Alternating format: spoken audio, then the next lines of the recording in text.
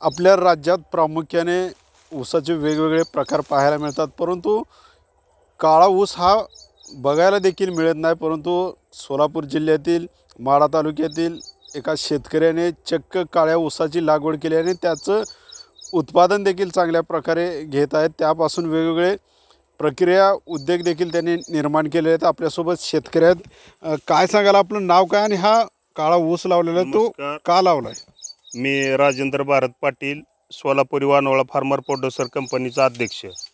हा काळा ऊस एक लावायचं एक कारण होतं की पूर्वीपासून आपण ऐकत आलो होतो की एक बियाणं जर लावलं आपण, ज्वारीचं असेल मक्याचं असेल, तर त्याच्यापासून हजारो दाणं तयार होतात। हजारो दाणं तयार होते, तर पण त्याच्यावर आपण काम करत नव्हता शेतकरी।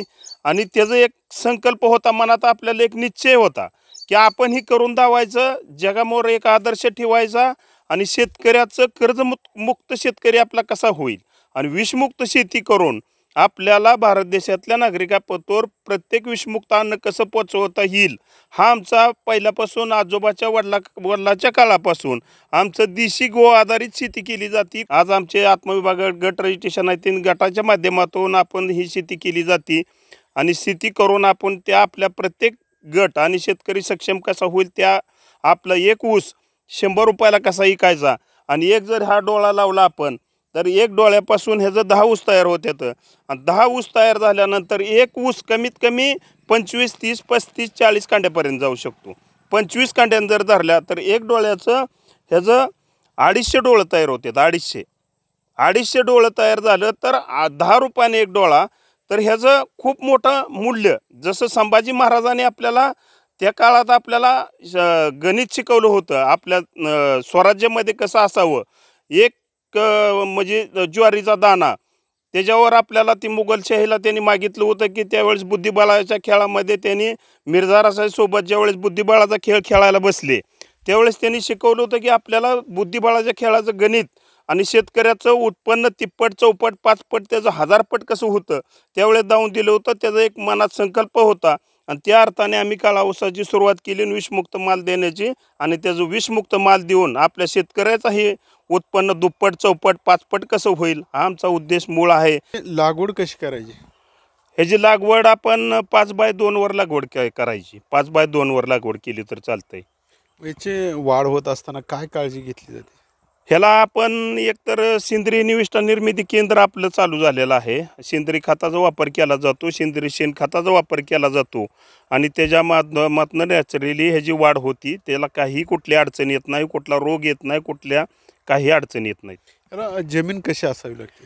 जमीन आपली, जमिनीचा पोत चांगला असला पाहिजे, त्याच्यामुळं आपल्याला सेंद्रिय शेतीचं शेणखत वगैरे वापरलं पाहिजे। जमिनीचा कर्ब चांगला पाहिजे आणि जमिनीचा कर्ब चांगला असेल तर अगदी आपल्याला उत्पन्न जोमाने वाढतं 40 कांड्यापर्यंत।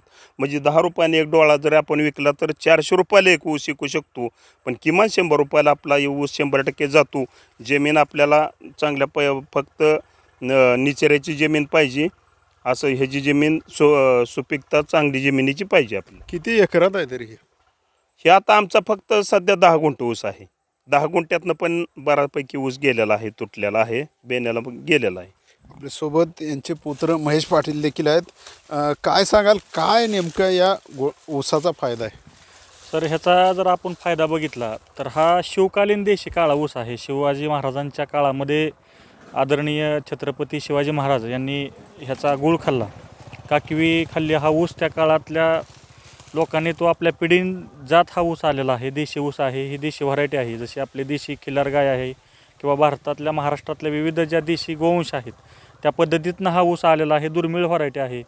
आमचे मित्र बीड जिल्ह्यातले आमचे युवा उद्योजक शेतकरी इंजिनियर ईश्वर शिंदे यांनी हा ऊस त्यांच्या शेतामध्ये संवर्धन केलेला होता। काही बीड भागातल्या तरुणांच्या माध्यमातून त्यांनी तिथंही ऑर्गॅनिक शेती ते करत होते आणि त्यांची आम्हाला माहिती मिळाली आणि 2019मध्ये हा ऊस आपण आपल्या शेतीमध्ये आणून लावला। ह्याचं महत्त्व आम्ही शोधत होतो आणि ईश्वरचंही प्रयत्न खूप छान असल्यामुळं आमची मैत्री छान झाली आणि आम्ही त्या पद्धतीने येणाऱ्या काळात ह्याच्यावरती वाढवायचं काम चालू आहे। हा 30 रोगावर चालतो आणि आयुर्वेदिकदृष्ट्या हा परिपूर्ण ऊस आहे। काविळीसारखा आजार असतील, कॅल्शियम वाढण्यासाठी असेल, हिमोग्लोबिन वाढीसाठी असेल किंवा पचनशक्ती सुधारण्यासाठी असेल, असे भरपूर आजार आहे आपण ह्या ऊसापासून ठीक होऊ शकतात. किंवा हा जा कलर जर तुम्ही बघितला तर हा काळा कलर असल्यामुळं सूर्यप्रकाश मोठ्या प्रमाणात हा ऊस शोषून घेतो. याच्या सालीमध्ये असेल हे ते, कारण काळा कलर हा सूर्यप्रकाश जास्त शोषून घेतो. त्याच्यामुळं व्हिटॅमिन डी हा कमतरता जर कोणाला असेल तर व्हिटॅमिन डीला हा डायरेक्टली ऊस कन्झम्पशनमध्ये आपण आणला तर त्याच्यावर परिणाम होऊ शकतो. छान पद्धतीने शरीरावर त्याचा इफेक्ट आहे.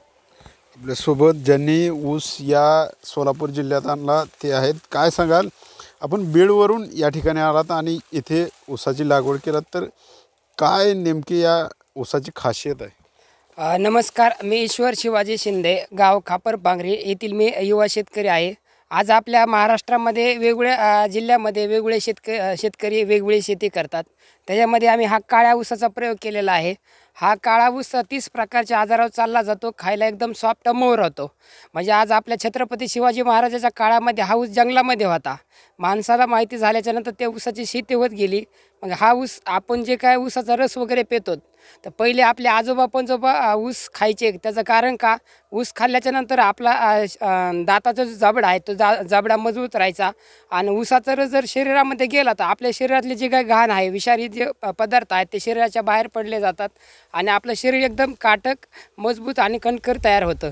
पण आजकाल शहरामध्ये लोकांना टाईम नाही चांगलं अन्न खायला. सकाळी उठल्यापासून ते संध्याकाळी झोपेपर्यंत सर्व विषारी अन्न खातात.